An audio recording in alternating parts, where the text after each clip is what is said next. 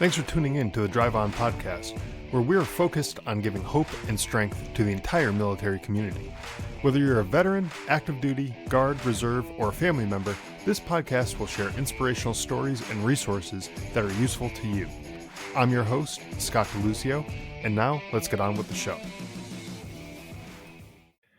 Hey everyone, welcome back to Drive On. I'm your host, Scott DeLucio, and today my guest is Jennifer Marshall. Jennifer is a Navy veteran and actress known for her roles in Stranger Things, NCIS, and Hawaii Five-0, amongst others. A Pinups for Vets ambassador, a cancer survivor, and today we're going to discuss her military service, her transition into acting, and her work with Pinups for Vets, and how her cancer diagnosis has shaped her outlook on life. And so, before we get into all that, Jennifer, glad to have you here. Want to welcome you to the show. Thank you so much, Scott. I know your viewers do not know, but we actually talked 2 years ago, lost the email, didn't return it, and then we were really lucky to connect at the Military Influencer Conference. And I'm just so happy that we did and that we can finally connect, not only in person, but on for the podcast. Yeah, absolutely. No, it was great meeting you at the conference as well. Same. For the listeners, this episode's going to come out probably a couple months from when we're actually recording, or not sure exactly when it's coming out, but it'll definitely be after we're recording. But the Military Influencer Conference was this week as of the time of this recording, and we just happen to have some availability on our schedule at the end of the week, and so we are recording. So this is pretty awesome. Glad to get this get this episode recorded with you. Me too. So, can you tell us a little bit about your background in military service and kind of what led you to joining the Navy and kind of how that all played out? So I served in the United States Navy for 5 years, deployed in support of Operation Iraqi Freedom. I was 17 when I joined. I basically just went to the recruiter's office, and the Navy was the most persistent. Worked in aviation logistics and deployed in 2003. And I really feel like my service just kind of shaped who I am, and it really set me up for success in the civilian world. Not to say that I don't have issues resulting from my military service or everything was perfect, but I really just try to look at the silver lining and take the positive experiences out of it and roll with that. Well, I think that's a good way to look at it because there's going to be good and bad in a whole lot of situations, and Hmm. that doesn't matter what your career choice happened to be, whether you joined the military or you went into something else. Um, there's going to be good and bad in all of that, and if you can take the lessons and apply them and make those work for you as opposed to work against you and keep you down or whatever, I think that is a great mindset, a great attitude to have towards all of that stuff. um, so served in the Navy, and I'm guessing you transitioned out of the Navy and then got into acting. Is that kind of how that worked? Yes. So I had done theater in high school, but I went to a really small high school. My graduating class was 69 people. So it's not like there was great competition for these musicals and plays. It was kind of just like, all right, if you want to do it, you can do it. Like almost anybody could be in the chorus, and I did love that because it was just this feeling of community, and it wasn't a lot of like, well, I'm going to be this and you can't be in this. It was just come one, come all, we welcome. Yeah. So I had just done some stuff in high school, and then I remember I was doing some community theater, and there was a guy who had this commercial running, and he was a retired Navy chief. And so I said, "Hey," I said, "How is that you on the TV?" And he said, "Yeah." And I said, "How do you do that?" And he said, "Well, I took this class at this acting studio." And so I went home and asked my husband at the time, "Do you think I should do this?" And he's like, "How much is it?" And I said, $400. And he said, "Well, if you get scammed, it's a $400 and just try it. Why not?"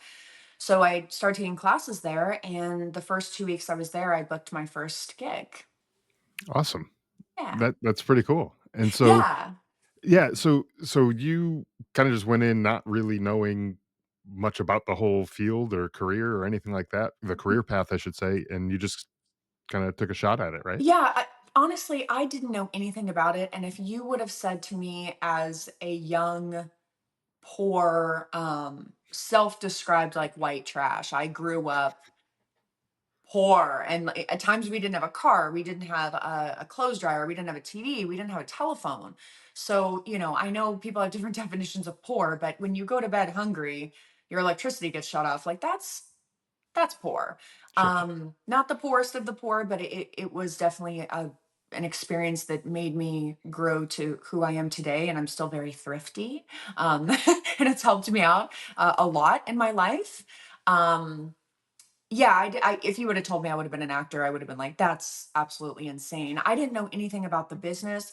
I just knew that I had a lot of experiences from when I was a child, and I had a lot of experiences from in the military that I could harness emotion. And so it basically came down to, I was dealing with a lot of stuff from an MST that I suffered when I was in. And then I ended up having to get out after 5 years instead of doing 20 because I had gotten ill from the anthrax shots. So I felt like the Navy I loved had kind of forced me out.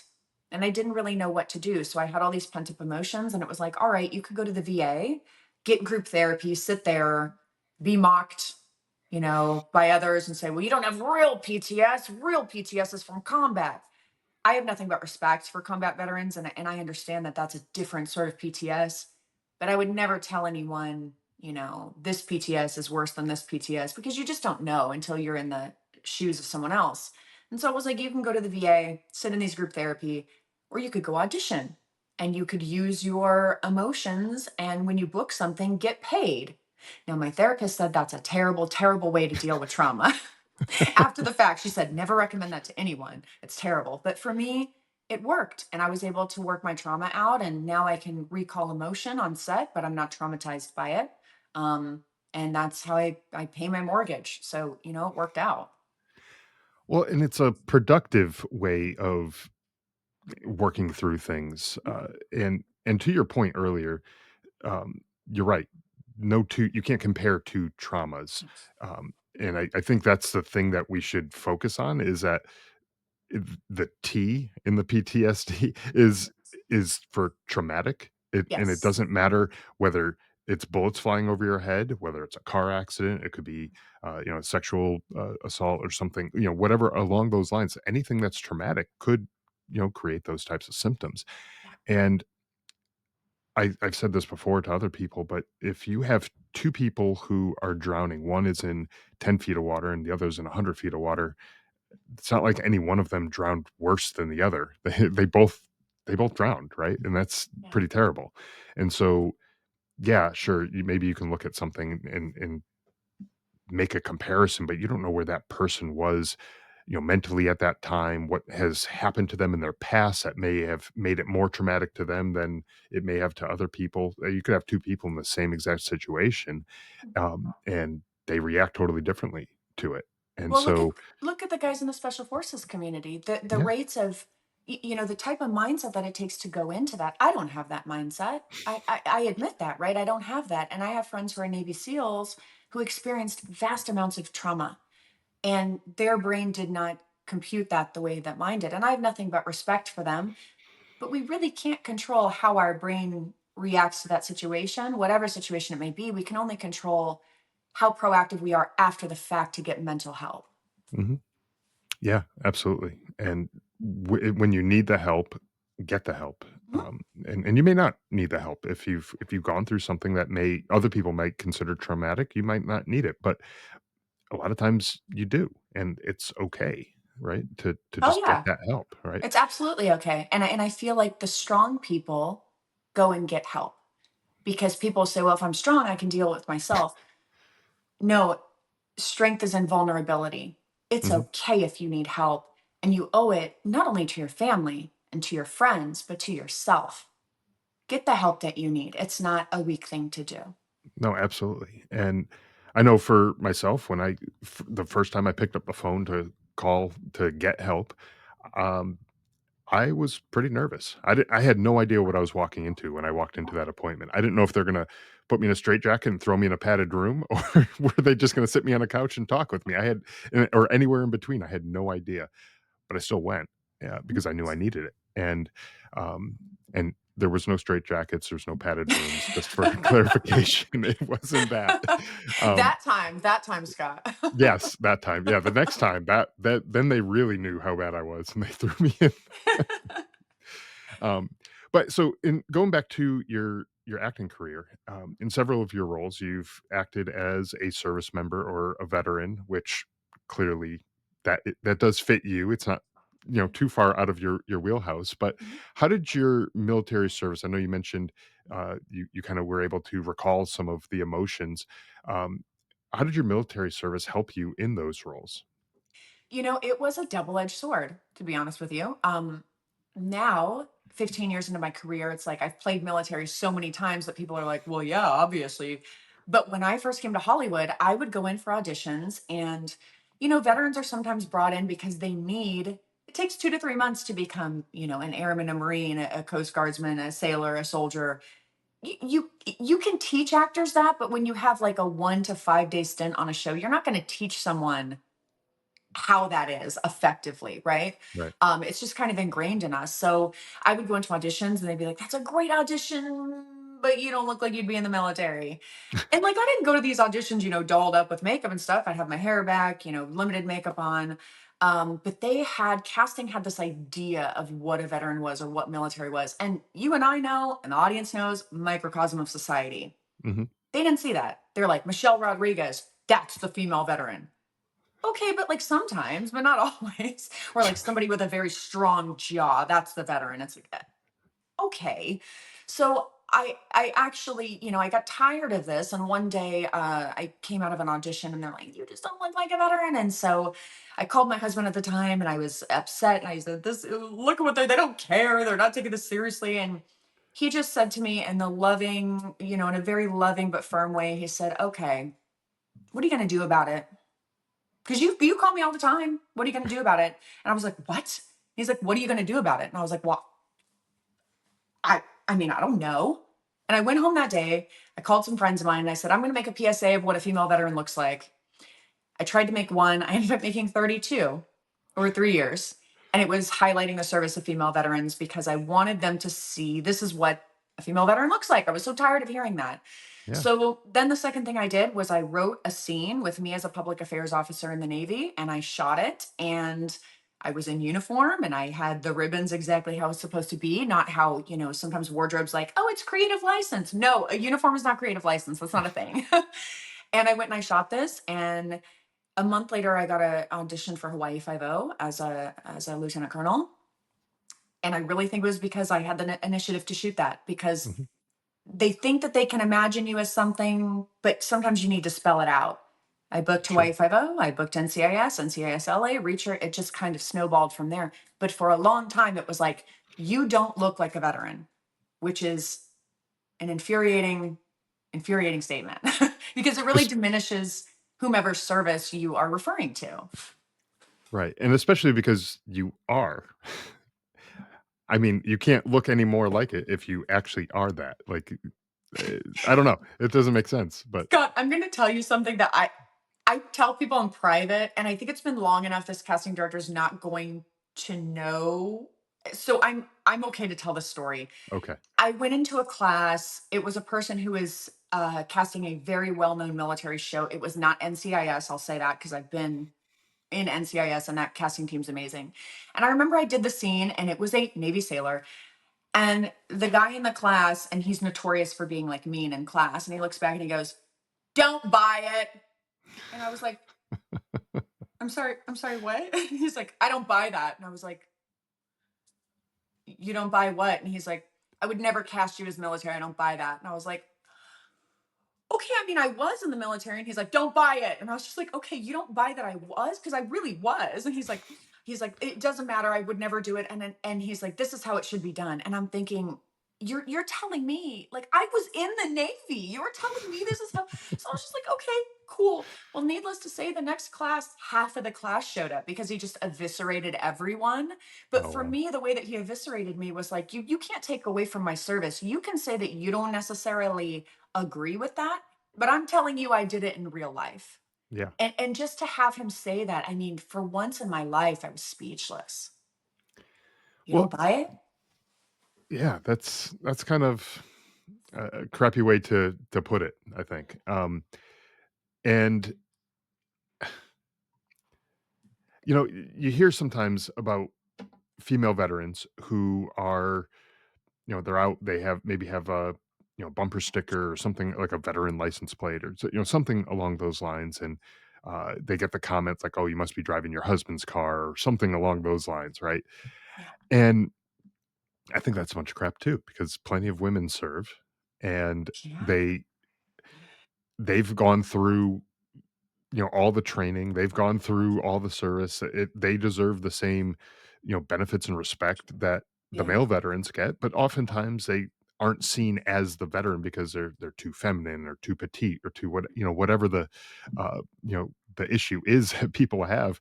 But I don't know, like, who cares about that? Like, if you served, you served, and It's so weird to me. It's yeah. so, because 1950 I can get it, but 2024, like seriously, I pulled up to an event that I helped plan for World War II veterans. I pull up to park, and the parking attendant looks at me and he goes, "This is for veterans only, ma'am." And I turned to him and I said, uh, "I am a veteran. A penis is not required anymore." I just had it. And normally I'm not rude like that, but I had just had it. And he looked at me, and his eyes got real big. And I said, "And I helped plan this event." And he said, "Okay, okay, Yeah. go ahead and park." And I hope that that stuck with him. I was rude for a millisecond. It just came out, but Yeah. I hope that stuck with him to where he asks people, because I always ask women when I see them at the Legion, "What branch did you serve?" Because if it's a spouse, she'll tell you. But Yeah, to right. ask a woman, "Oh, your husband," just don't. Just start with, "What branch were you?" If it's a Mhm. civilian, she'll tell you. Yeah, exactly. Mhm. And it it doesn't hurt to, just be able to assume that maybe that woman is a veteran. Like, it's Sure. not hurting anything, if they're pulling into a veterans only parking spot at, a Walmart or a, Home Depot or whatever, wherever they have those.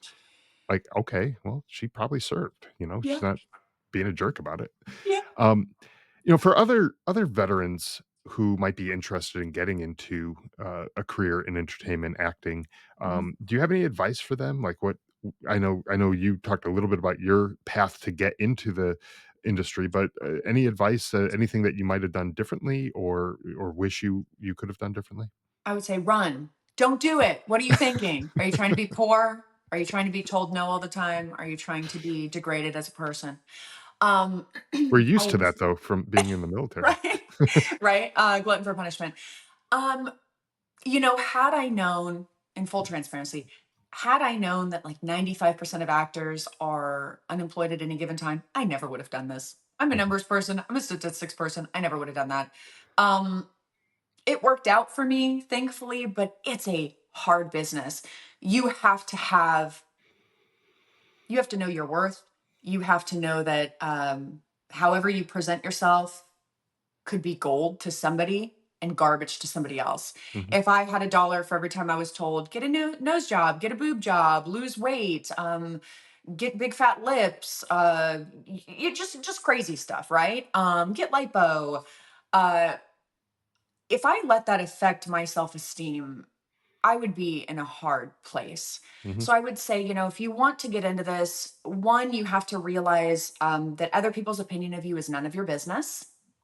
And if you are not feeding me, financing me, or the other F word, doesn't matter. It doesn't matter. Like, don't take other people's opinion, into account. You also just you have to be willing to work, work, work, work, work. Because going into this, I knew I wasn't the youngest, I wasn't the prettiest, I certainly wasn't the most well connected, I wasn't the absolute best actor, right? Like I think we all know Meryl Streep. Come on now. I knew these things, but I knew that because of my military service, I could outwork 95% of actors, mhm. because actors are very artsy fartsy sort of people, right? They're like, "Oh my God," which is great. And obviously there's a part of me that's like that, but it's show business. Okay. It's not show art, it's show business. And I think a lot of actors forget the business part. So for me, I was like, I know I can outwork people. I know that if I do a year of yes, where I say yes to every audition, and I did for an entire year, only one I did not go to because I thought it might have been real dangerous. I just freaking outworked a lot of people. There was one day I Mhm. went to 9 auditions. There were times I Wow. slept in my car because I had an early audition the next morning and I had shot the night before. I hustled my ass. I'm not saying that if everybody hustles their ass, that's how it's going to work out. But I basically just, there were people I started out with, they were like, I don't want to do that. That's kind of beneath me. And I never saw anything as beneath me.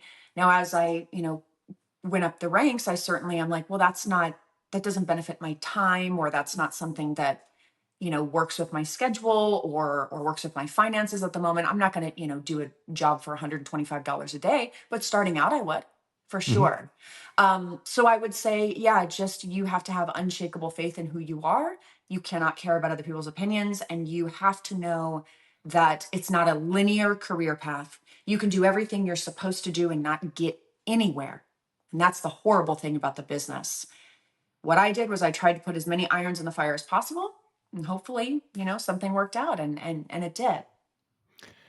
And it's great, because like you said, when you work your ass off and you're just going out there, getting your name out there, auditioning for all the roles, not thinking that something is beneath you, um, you'll find the success because other people aren't working that hard, and you're working that hard, so the success will kind of follow you with Mhm. that, um, and I think that's great. And, like you said, for other folks who are interested in getting into acting and entertainment, run.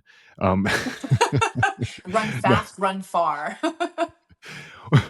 but to your point, it is a business, and you're selling your abilities, your personality, your uniqueness, and if you have something that you can sell that's unique and that you think is going to benefit some of the shows or films or whatever it is that you might be auditioning for, um, go for it, right? I think that's a good way to look at it. Yeah. And um, I will do a small caveat there's a large number of veterans who have entered the industry and they're in the process of doing audition tapes. I will give one tip for these audition tapes. You have to listen to it when you're watching it back. Listen to it with the sound off. Does that look authentic? Then you need to close your eyes and listen to how you're talking. Does it sound authentic? You also need to do a 30-second video of you talking to a friend, because you'll see your mannerisms. And if those mannerisms do not match the tape, you are acting and things are stiff. Nobody has a conversation and just eye fucks the person for 3 minutes. And that's what I see a lot in tapes. right. Um, that's what I'd say are the main things when I look at veteran tapes. It comes across as inauthentic. Those are the things that I see over and over again. So that's the little nuggets of advice I have for those who are currently auditioning. That is good. That is good to know. And yeah, listening with the sound off, listening with your eyes closed Mhm. to kind of hear what it sounds like. I hate the sound of my own voice, so I guess that's another thing is maybe get over it. Get over I it. think most people probably hate the sound of their own voice, They do. and They do. They do. yeah, it just sounds different. It's weird. I don't Yeah. know. Like when I'm talking right now, it sounds fine, but if I go and listen to this later, I'm gonna be like, I sound like an idiot. So, Oh, I've had but those days. I've had those yeah. days where I'm like, I either sound like a man or I sound like a hysterical woman. I probably don't, but No, I don't think so anyways, but, thank you. um, Just wait. Stay yeah, tuned. the I'll get comments. No, just kidding. Who's this man on your podcast named Jennifer? Who's this man? Um, so I wanted to switch gears for a sec. You are also an ambassador for Pinups for Vets. I Yes. met a bunch of the ladies who are involved with that organization, and for folks who aren't familiar with that, could you tell us a little bit about the organization and what you guys do and why you decided to get involved? Yes. So Pinups for Vets is a congressionally recognized award-winning nonprofit. We've been around for 19 years. Our founder, Gina Elise, she's not military herself. She's a very patriotic civilian. She started a fundraising calendar 19 years ago, and In the beginning, it was her. She was trying to, she was in all 12 months and she was trying to raise money to buy rehab equipment for veterans who returned home, who were sick or injured. And eventually, it grew and grew. I met her at the American Legion in Hollywood, where we were both members. I met her about 10 years ago, and she asked me if I would be interested in being in the calendar. And I was like, no, I don't do any of that. That's not my thing. Like the thought of it was, I don't know. I was very shy to do that. And when I went home and asked my husband at the time, he said, actually, I didn't ask him. I just said, I'm not comfortable with that. And he said, that helps vets and raises a lot of money. You should think about that because that's very important to you. And he said, if you can just get over your discomfort of being girly and being in dresses and stuff like that, um, embrace that femininity and go with it. And I did. And I was in the 2015 calendar. And then I was in subsequent calendars after that when we did group shots and ended up being in a poster and playing cards and a lot of things like that. But, the end goal is we help vets. We're currently on a 50-state hospital tour. We visit veterans at their bedsides in nursing homes and hospitals, wounded warrior detachments, and we just visited our 49th state. We've also been to Germany as well. So we're about to hit our 50th state next year, and it has just been an amazing organization to be a part of. The calendars fund our trips. They're all female veterans from every branch, and you can order a calendar or assorted merchandise at www.pinupsforvets.com. Awesome. Yeah, and like I said, I got to meet a bunch of the ladies who were involved, Mhm. and, you all were dressed, and, you had your makeup and your hair and everything. You guys all looked fantastic, and, you went to visit it was the Atlanta VA? Was that Yes. where you guys were, this Yes, week? so the last day of the military influencer conference, we're all there representing Mhm. Pinups for Vets, and I was doing some emceeing as well, but we were sponsored through Pinups for Vets, which I'm very grateful for. We went on a visit to the Atlanta VA, and the staff there was very welcoming. The residents and the patients there were very happy to see us. We spent time with people. We went bed to bed. We went in the waiting rooms downstairs. And everybody was very appreciative. One of our last visits before we left the hospital was with a female veteran who was there for surgery. And that was just extra special because, we see all sorts of vets and it's great, but to see a female veteran around our own age, she said, I'm the only female veteran on this entire floor and I'm just happy to see you guys. So it was a great, great experience. And honestly, those visits that we go on one every month, one every 2 months. I live for those visits and it just makes my month. And when I'm not shooting, I try to go on as many as possible. And it's a life changing organization. I can't say enough good things about it. I was gonna say it probably it does lift the spirits, the morale of the veterans who are in the hospital, but it's gotta do something for you guys as well, right? Absolutely. And I read something because Gina and I, the founder Gina Elise, we're very similar. We're kind of like the same brain and two bodies, entrepreneur wise and altruism wise. I that's always been important to me, giving back. And I read an article that said that altruism may be a gene. There it may be some sort of genetic link. And I was like, I absolutely believe that because for me, yes, I'm giving back and yes, I'm visiting with my brothers and sisters, but I miss the camaraderie so much. And just to be able to talk to people, I'm such a people person, let them know that, their service is not forgotten, they're appreciated and they're loved. And some of these vets don't have visitors ever for days, for weeks, for months. And I know when I was going through cancer and I was sitting in the chemo room alone, that sucks to put it lightly. So I couldn't Mhm. imagine being hospitalized for long periods of time and not having that interaction with anybody besides the staff. The staff does a great job. Um, but sometimes it's just nice to have those people come in wearing colorful dresses, laughing, joking, and just focus on that veteran for that moment in time. Yeah, and everybody that I met anyways, was extremely easy to talk to, and, they were nice, they were friendly, they just, made the whole conversation, seem, just so much easier because it wasn't like, that awkward "Hey, I just met you. I don't know what to say," and, all that. It was just a nice, easy, casual, flowing conversation right Mhm. from the very beginning, and so, especially someone who, is in the hospital, they clearly have other things on their minds, Mhm. having folks like that who are able to just start a conversation and just make them feel comfortable, feel welcome. It's a great group of people. Thank Can't you. say enough about you and the rest of your crew that you, Thank you. you travel around with.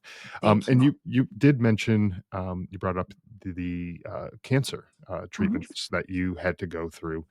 Um, that had to be pretty difficult. I know personally I've had, several friends that I knew, through their military service developed cancer, and I don't know specifically about your situation, but with them, they developed it specifically through, uh, their service through the burn pits and things Mhm. like that, and there's a lot of other people out there who have developed cancers and from their service, even outside of it. Doesn't I don't think it matters where the cancer developed.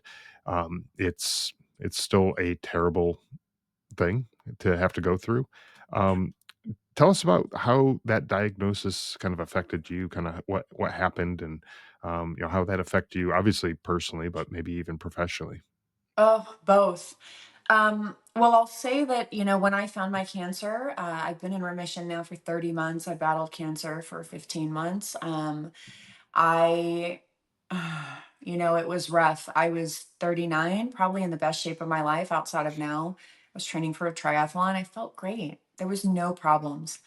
I tried to get into the doctor in California. It was, COVID time. It was all 2020. I kept calling just because my hair was falling out. I work in Mm. TV. I can be a little vain about that. Who wants to have bald spots on TV? Sure.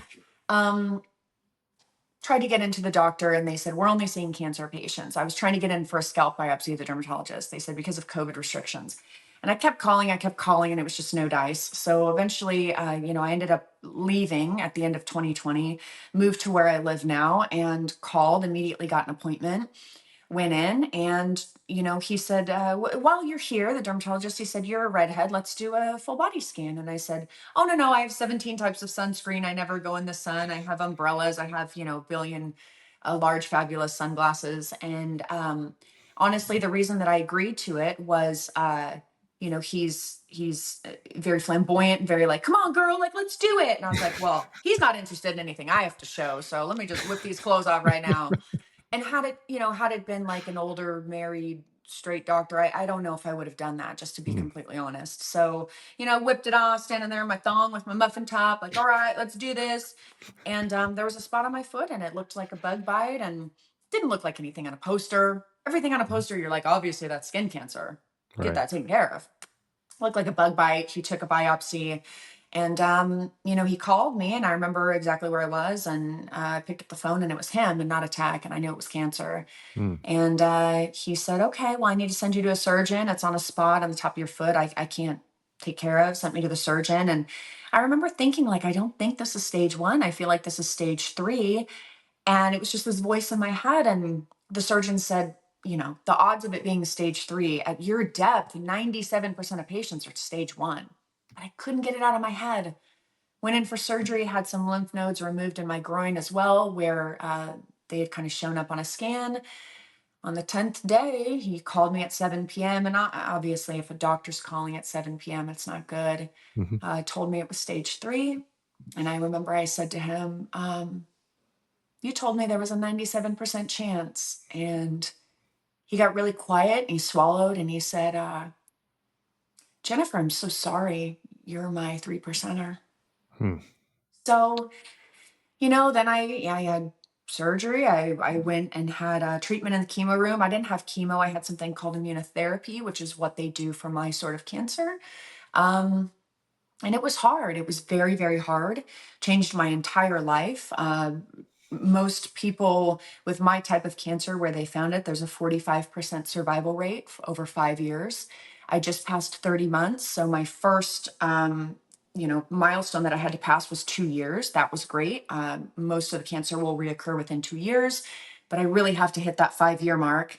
And I'm still at an increased risk for developing a secondary cancer. So I've had all the fun things a young person should never have to have: upper endoscopy, colonoscopy. I've had, like you name it, because they're trying to look for the cancer. But I Yeah. will say this to other veterans who are listening: melanoma is the number one diagnosed cancer in post 9/11 veterans. If it is on the scalp, head, neck, foot, or ankle, your odds of surviving greatly decrease. And I Wow. suppose it's because there's not a lot of fat or muscle in those areas and it just goes straight down. You need to get checked. There is a test. If you have been in the burn pits or deployed to Iraq or Afghanistan, there is a test, and you may need to call around, ask your primary care provider, nag the VA, or pay out of pocket. If you pay out of pocket, it's $950. It is well worth it. It's a simple blood test, and it's called Gallery or Galleri. It's Gallery with an I at the end. It's made by a company called Grail, and it is the holy grail of blood tests.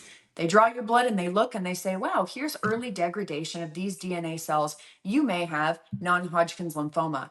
It will not show up on a scan at that point, but it will show up in your DNA. Hmm. This is life changing.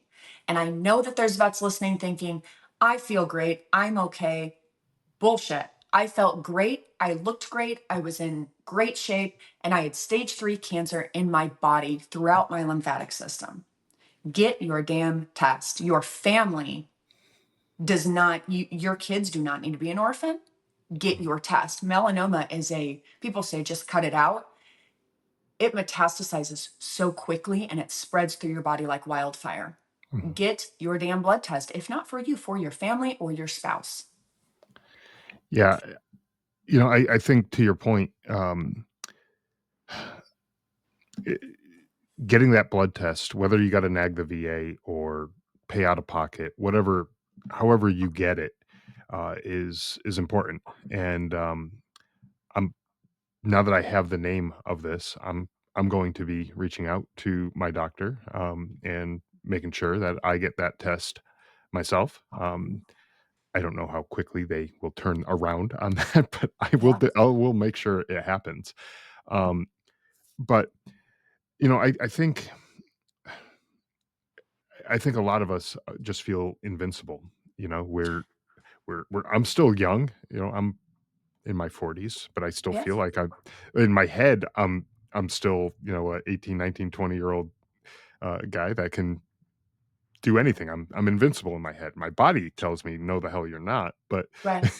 but, um, a lot of us, we fall into that, and we think we're invincible, and we don't need to go get cancer screening or any of that kind of stuff. That's for old people. We don't need to worry about that, you know? Yeah.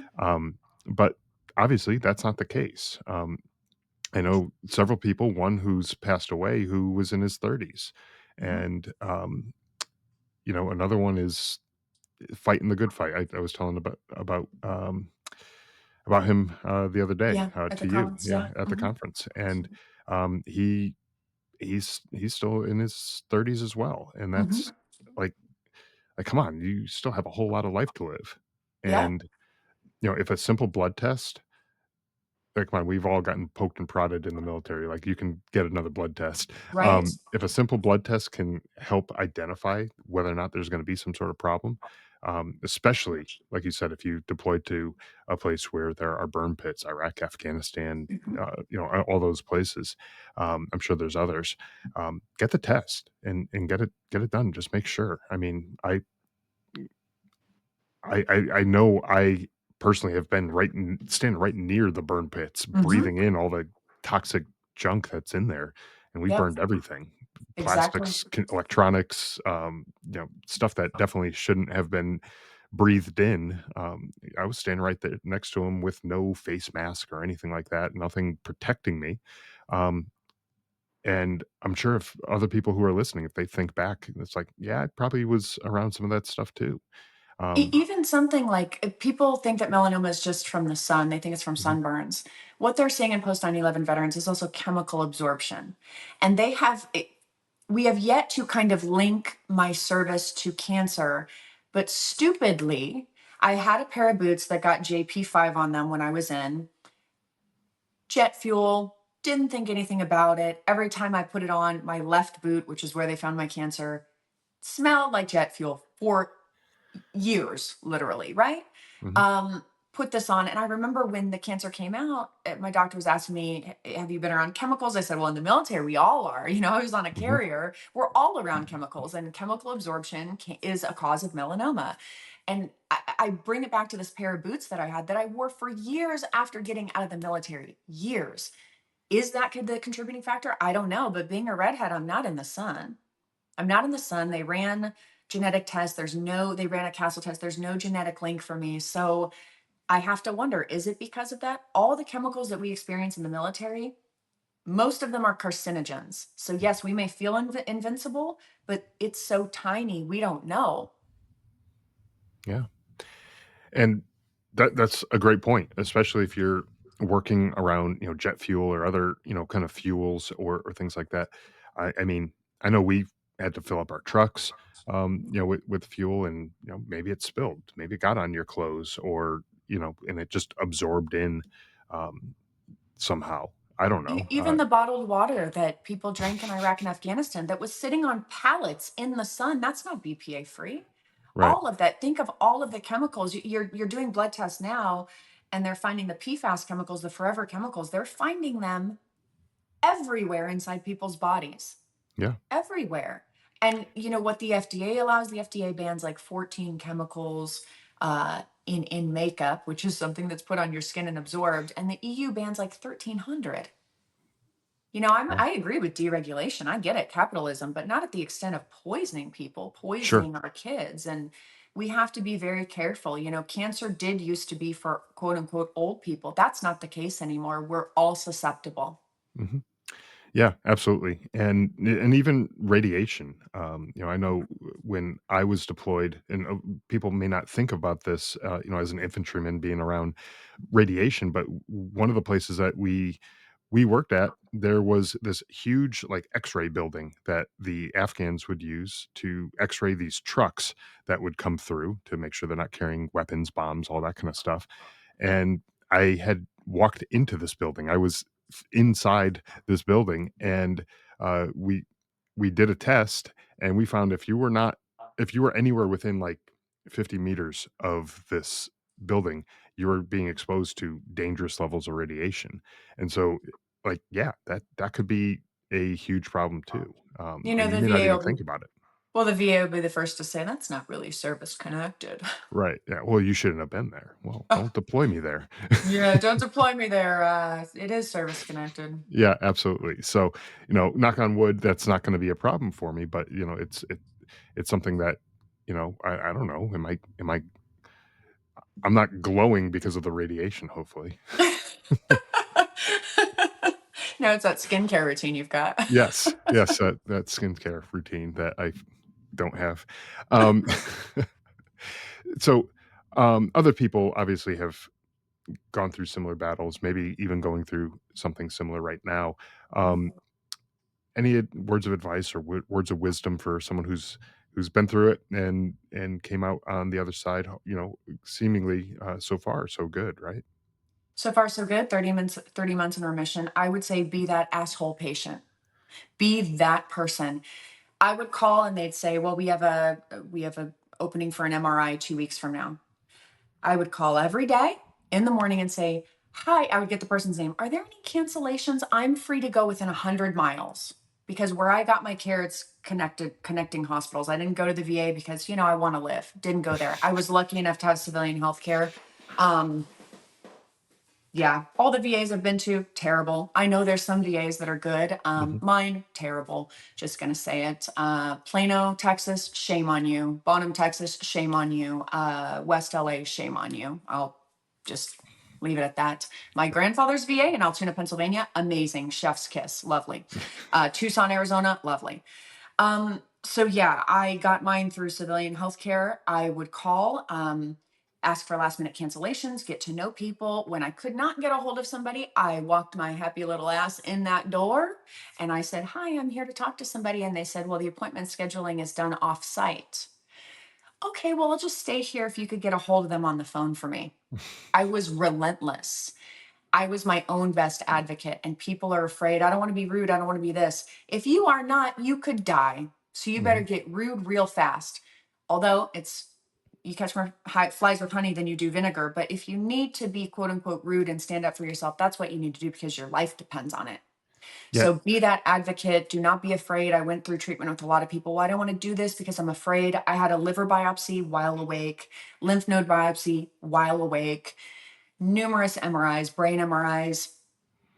You can be afraid. It's okay to be afraid. Don't let that fear not, don't let that fear stop you from getting the help that you need. And if you are somebody who is supporting somebody going through this, Gina Elise, my best friend, the founder of Pinups for Vets, she knew it was so hard for me to do all of these things. It was so hard. She would look up information, text it to me. When you're going through cancer treatment, your brain doesn't work the same way that it did. And she was such an advocate for me. Be there for people, ask them, how can I help you and what can I do? And sometimes they don't know, but help however you can because it's yeah. not a battle somebody wins alone. You know, uh, to your point, you are quite literally fighting for your life, and Yes. if you take that out of a medical context, put yourself on a battlefield, Yes. be a warrior, right? Go out, kick the door in, push through the objective, do what you need to do, be relentless, Yes. and fight, survive, win. Don't back down and oh geez, no, I don't want to be rude, and I'm not going to kick this person's door down because I don't want to be rude about it. I'll I'll just I'll open the lock and whatever, and then we'll open the door nice and neatly, and no, that way they won't be mad at us for kicking that door in and breaking their door down. Be the warrior Screw them. you were. Be the Exactly. warrior you were. I don't understand this, tepidness with it. Yeah. When it comes to cancer, regardless of stage, you are fighting for your life. Yeah. Yeah, and I'm not suggesting kick the door down to the medical facility that you're going to, so please don't do that. Cancer Um, care in jail is not so great, folks. Let's. no, right, exactly. So, uh, but be relentless. Use Yes. that warrior mindset, that relentless spirit that you had at one point. I'm sure if you're Mhm. listening to this, you know what I'm talking about. Yeah. Don't walk into the room and just accepting no for an answer, or yeah, we'll get you in, a month from now. Okay, well, like to your point, call every day, show up every day until Mhm. maybe there's something earlier, and they're you're not going to be on top of their mind that they're going to call you to let you know, hey, oh, hey, we had a cancellation.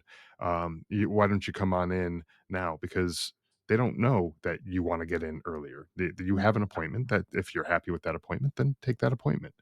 And Um, have a good attitude about things too at the same time, because I remember I went in for treatments and I'd sit in the chemo room, and for Valentine's Day I wore this headband with little hearts, and for St. Patrick's Day I dressed up, and I'll tell you, I go back now for scans every 3 months. mhm, Phlebotomy remembers me, nurses remember me. They have thousands of patients and they don't know Jennifer Marshall because I never told them what I do for a living. My legal last name is different than the name I use for business. They had no idea. It wasn't, oh, well, this person's on TV. And obviously, when I was going through treatment, I didn't look like I do on TV. I looked terrible. I looked absolutely terrible. So I just always had a good attitude, a positive attitude. And, I'll walk into phlebotomy and they'll be like, Jennifer, Jennifer. And this has been 30 months since I was going every 3 weeks for treatment.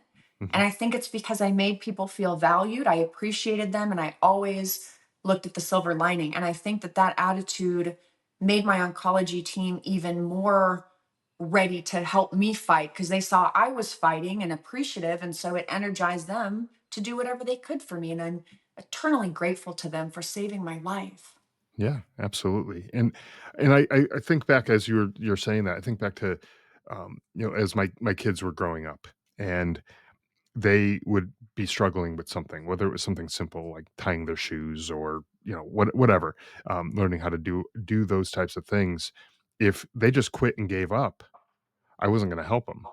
But if I saw that they were trying and they were putting in the effort and it just wasn't working out, yeah, I'm gonna go in and I'm gonna help, because I Yep. saw that that's something that they actually wanted to do, and they're putting in the effort. And okay, we all have trouble and difficulties with things all the time.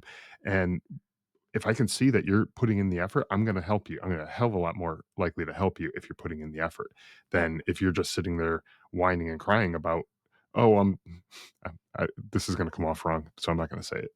oh, never mind. I'm just going to move gears. But if you're not putting in that effort, people aren't going to be as willing to go out of their way to help you and let you know of a cancellation to get you in earlier or any of that kind of stuff. They're not going to go out of their way because if you're not putting in that effort yourself, um, they're they don't they're not going to care as much as you are ever. Exactly. So Exactly. wonderful. Well, Jennifer, it's been an absolute pleasure having you on the show today. Chatting with you over the last couple of days at the Military Influencer Conference was amazing, Thank you. and getting to know a little bit more about your story today has been wonderful as well. I really do hope that the listeners, whether they are interested in getting into entertainment, um, if they aren't runners and they don't want to run away from They don't want to run. if hopefully they got some valuable advice out of what you had to say there. But I think the most important thing that we covered today was what we were just talking about with your health diagnosis and just being relentless, fighting for your life, not taking no for an answer, and being willing to stand up for yourself and speak up for yourself, I should say.